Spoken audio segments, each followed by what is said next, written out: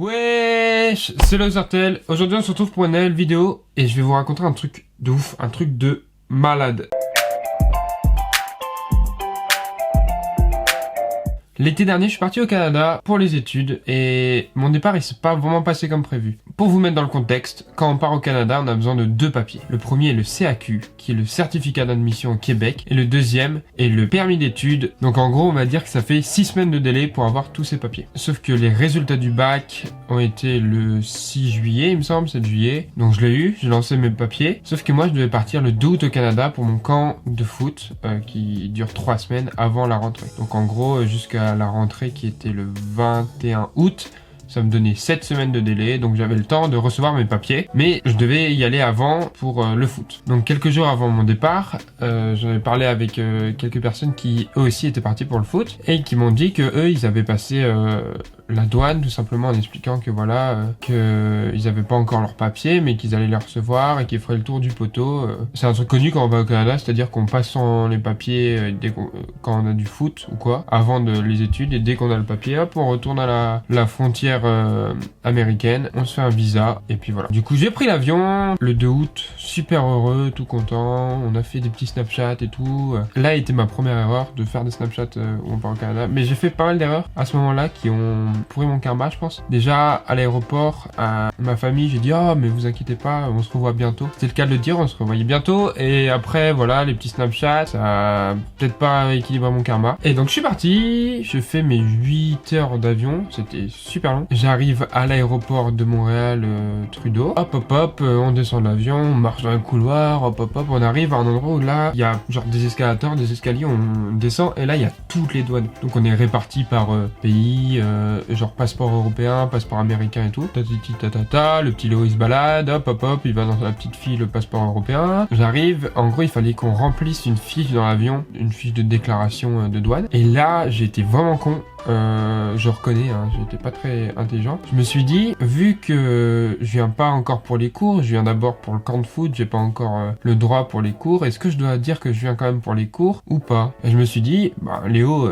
t'as qu'à juste dire que tu viens voir des amis, et dès que t'auras tes papiers, tu retourneras à la douane, et hop, tu feras une nouvelle déclaration en disant que voilà, tu viens étudier. Donc je remplis mon papier et je dis que je viens voir des amis durant tout mon premier semestre. Donc là, c'était pas très intelligent de ma part. C'est-à-dire que, en gros, j'ai dit que du 2 août au 18 décembre, je venais voir des amis. C'était peu probable. Du coup, j'arrive devant tous les douaniers et tout, mais moi, j'avais pas réfléchi à ça à l'époque. J'arrive devant tous les douaniers, puis là, je vois une dame qui avait l'air un peu hargneuse, genre. Du coup, j'ai changé de ligne, je suis allé vers un gars qui avait l'air plus cool et tout. Du coup, j'arrive, je dis ouais, bonjour, il dit ah, bonjour, ça va Léo, je peux avoir une photo et tout, normal, tu vois. Du coup, je lui donne mon papier, il m'écrit des trucs comme ça, il me dit alors, qu'est-ce que vous venez faire au Canada? Moi, je lui dis, bah, je viens voir des amis. Il me dit ah ok, pendant aussi longtemps. Je dis ouais, je viens de m'entraîner aussi au foot et voir mes amis. Il dit ah d'accord, pas de souci. Hop, il m'écrit un truc sur mon papier, ta. Moi je me dis oh tranquille.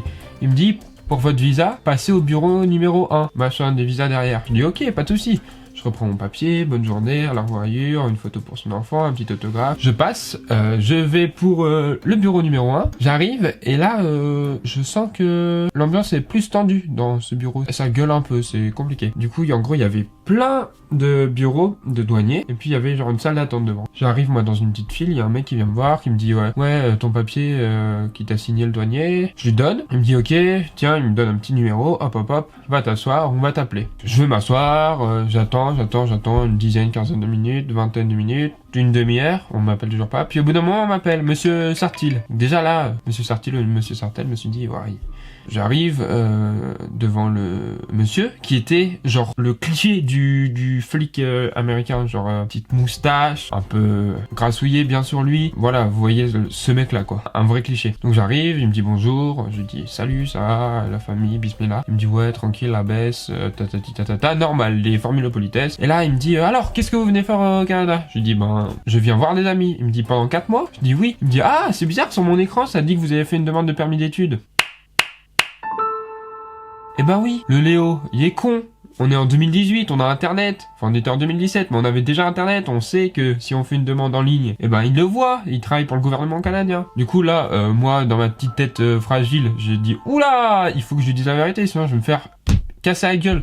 Je lui dis oui, bah excusez-moi, en gros, j'ai joué au foot et étudié, sauf que mon camp de foot, il est 3 semaines avant le début des études, j'ai pas encore tous mes papiers d'études, mais il faut que je vienne pour mon camp de foot. Une fois que j'aurai fait mon camp de foot, j'aurai reçu mes papiers, là, tout simplement, je repasserai la douane, et puis voilà. Il me dit, d'accord, ben, écoutez, allez vous asseoir, on va vous rappeler. Donc là, je vais m'asseoir, j'attends un peu, puis au bout de 20 minutes, on me rappelle, il me dit, oui, venez voir monsieur Sartel, écoutez, on va devoir vous renvoyer en France. Alors là, je dis, wow, toi tu me renvoies en France. Donc là, il est descendu de son bureau, petit coup de coude dans la tête, on commence un petit match de street fight, il y avait ses autres collègues douaniers qui ont filmé pour voir Star Hip Hop, donc hop, on se tape, on se met des grosses droites comme ça, il saigne du nez. Là, il me dit, bon, ok, on va régler ça au bureau. Du coup, il se remet à son bureau, et il me dit, ouais, bah, du coup, vous allez être renvoyé. Je dis, bah, non. Il dit, bah, si, vous avez menti à un agent des douanes, c'est un crime, normalement, je pourrais vous emmener en prison, mais vous avez de la chance, je vais juste vous renvoyer. Il faut savoir qu'à ce moment-là, j'étais pas majeur. Donc, je lui dis, mais attendez, je vous ai expliqué vraiment mon problème, je suis sûr qu'on peut faire quelque chose, s'il vous plaît. Il me dit, non, on peut rien faire, il n'y a pas à parler ou quoi, vous rentrez pas dans mon pays. Déjà, il était un peu hostile. Il me dit, allez chercher vos valises avec une douanière, et on va remplir des papiers en attendant, et on va vous renvoyer. Il y a un vol qui part dans 40 minutes. Il dit, wow, 40 minutes, ça fait juste même pas une demi-heure, je suis sur le territoire quand même, c'est pas cool. Il me dit, oh, tu vas chercher tes valises. Du coup, moi, je vais chercher mes valises, tranquillou, avec la douanière. Elle me dit, qu'est-ce que vous avez fait? Je lui explique, ben voilà, j'ai essayé de faire passer des animaux sauvages et de la drogue dans notre pays, mais on m'a rodé. Elle me dit, ah, ça va, tranquille, j'ai juste cru que vous veniez à un camp de football, alors que vous avez pas encore vos papiers d'études qui commençaient dans 3 semaines. Je dis, non, t'inquiète, je suis pas quand même un criminel à ce point. Du coup, hop, on va chercher les valises, on remonte, tranquille, je m'assois, j'attends, j'essaye de me connecter sur un wifi de l'aéroport qui marchait approximativement, parce que j'étais au Canada, j'avais pas de réseau ni rien, pour prévenir mes parents, quand même, ça serait bien de prévenir mes parents. Du coup, j'ai juste eu le temps d'envoyer un SMS qui disait ils veulent me renvoyer. Et c'est tout. Internet c'était coupé et tout, j'avais plus. Donc relou parce que j'ai pas pu envoyer beaucoup de choses. Et là je me dis bah allez, tente le tout pour le tout, je vais revoir mon douanier. Je vais le revoir à son bureau, je dis monsieur, écoutez, voilà, moi mon avenir en gros il est là, j'ai tout mis en place pour venir ici. Si je vais pas au camp de foot, je vais pas être dans l'équipe pour la saison. Donc voilà, ça m'embêterait parce que c'est quand même pour ça que je suis venu aussi. Et là il me dit non mais moi je connais le foot, tu crois que t'es qui? Alors je lui dis bah excusez-moi quoi, peut-être vous connaissez le foot mais aucun problème, mais j'ai rien dit. Il me dit écoute, à Montréal il y a l'équipe des Alouettes de Montréal, donc moi je connais le foot, je sais que des tests pour rentrer dans l'équipe il y en a toute l'année. Je le regarde, je lui dis bah non, en fait là on est en collégial, universitaire, du coup ça fait que il y a juste avant la saison, on peut pas rejoindre l'équipe comme ça n'importe comment, c'est pas trop comme ça que ça marche. Il me dit écoute, moi je connais, toi c'est la première fois que tu viens au Canada, moi le football canadien, je connais peut-être le football américain et tout, là-bas c'est pas pareil, mais moi je m'en fous, moi c'est mon territoire ici Montréal, moi je suis déjà allé voir les Alouettes jouer, donc je sais que des tests si tu veux rejoindre une équipe, tu pourras le faire toute l'année. J'ai compris que voilà, il y avait pas non plus 4000 connexions neuronales qui se passaient dans son cerveau, je lui dis bah écoutez non, mais si vous insistez, oui. Donc là il m'a dit ben j'insiste, je lui ai dit oh voilà, ça s'est arrêté là. Du coup, je retourne m'asseoir, un peu le seum. Là, j'ai appelé ma maman, parce que je commençais un peu à paniquer, en mode, ouais, ils vont me renvoyer. On va dans les paramètres, on fait réseau, on se connecte au réseau canadien. Et là, on appelle ma maman. Ça décroche, elle me dit, ouais, et tout. Je dis, oui, ben voilà, ils veulent me renvoyer à cause de ça. Elle me dit, mais tu peux me passer le douanier. Je rappelle, je n'étais pas majeur à ce moment-là. Donc, je vais voir le douanier, je lui dis, excusez-moi, voilà, c'est mes parents, est-ce que vous pouvez les prévenir, leur expliquer la situation? Il me dit, non, je m'en fous, c'est tes parents, pas les miens. Alors, je lui dis, oui, ben heureusement, parce que j'aimerais pas vous avoir comme frère, par exemple. Il me dit, non, je m'en fous, je les préviendrai pas, tu te débrouilles. Donc j'explique à ma mère, voilà, je réponds à ça, je lui dis, ouais, bah ils veulent pas te parler, désolé, bon, je te rappelle, je t'envoie un message si je repars dans l'avion, voilà. Il faut savoir aussi qu'il y a mes potes du cégep, qui allaient être, du coup, mes coéquipiers, qui étaient venus me chercher, parce que c'était prévu. Ça faisait déjà pas 1 heure, mais un bon 45 minutes que j'étais à la douane, que j'aurais dû sortir. J'essaye de les prévenir, mais au Canada, la 4G, elle est pas aussi répandue qu'ici. Donc aucune réponse, rien. J'attends, assis, puis là, le gros douanier, il revient me voir, il me dit monsieur Sartel, veuillez me suivre dans mon bureau. Donc moi je suis tranquille, hop, on s'assoit dans son bureau. Il me dit bah voilà, il y a 2 papiers. Il y en a un, si vous le signez, vous êtes renvoyé chez vous et vous avez une interdiction de pénétrer le territoire canadien pendant 1 an. L'autre papier, vous rentrez chez vous, il n'y a pas de suite. Donc là, je me suis dit, oh, mais c'est pas le meilleur des dilemmes. C'est pas très équilibré, en fait. C'est genre, soit toute la planète meurt, soit une fourmi meurt. Genre, il y a des problèmes d'équilibrage dans vos propositions. Il me dit, bah non, moi, je trouve ça très équilibré. Du coup, j'ai pris, évidemment, le papier exclusion 1 an. Sinon, c'était pas drôle. Non, en vrai, j'ai signé, du coup, le papier qui me dit, oui, juste, on me renvoie chez moi. Hop. Petite signature.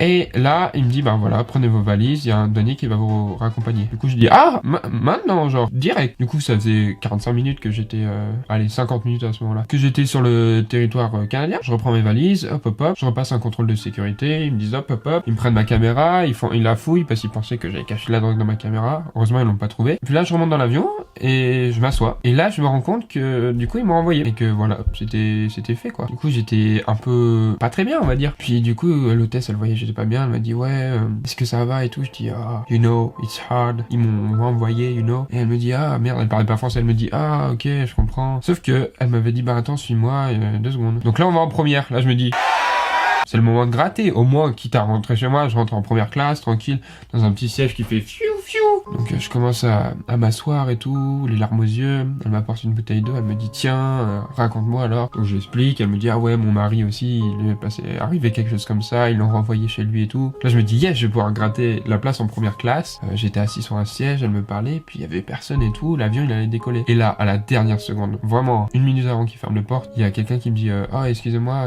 c'est ma place. Je dis ah oui pardon. Du coup je me lève et l'hôtesse elle me dit ah bon bah c'est pris, bah suis-moi. Il y avait plus aucune place en première. Là elle m'emmène au bout de l'avion, au bout de l'avion, genre dernière rangée. Du coup rangée du milieu, côté passage là, hop, je m'assois. À côté de moi un gros, j'ai rien contre les gros, hein, mais juste dans un avion les sièges sont pas très grands. Donc ces gros coudes sur moi là comme ça, la coudoir il s'en foutait donc ça. À côté de moi un gars qui a vomi tout le vol parce qu'il était malade en avion. Du coup, c'était super sympa en vol retour, dont on se souviendra. C'est tout pour cette première partie. Par contre, il y a une deuxième partie. J'y suis retourné après. Et peut-être que j'avais même pas mes papiers. Si vous voulez que je vous explique ça, dans une deuxième vidéo, j'aimerais que vous pétiez les likes, et que vous abonnez en masse, que vous commentez, partagez, vous connaissez, montrez que ça vous intéresse. Si ça vous intéresse pas, c'est pas grave. Il y aura pas de partie 2. Mais c'est triste parce que c'est super intéressant. Donc, n'hésitez pas à vraiment liker. Et on se retrouve bientôt dans une partie 2. Si vous faites péter les likes. En attendant, j'ai juste un truc à vous dire. Restez connectés. On se retrouve bientôt.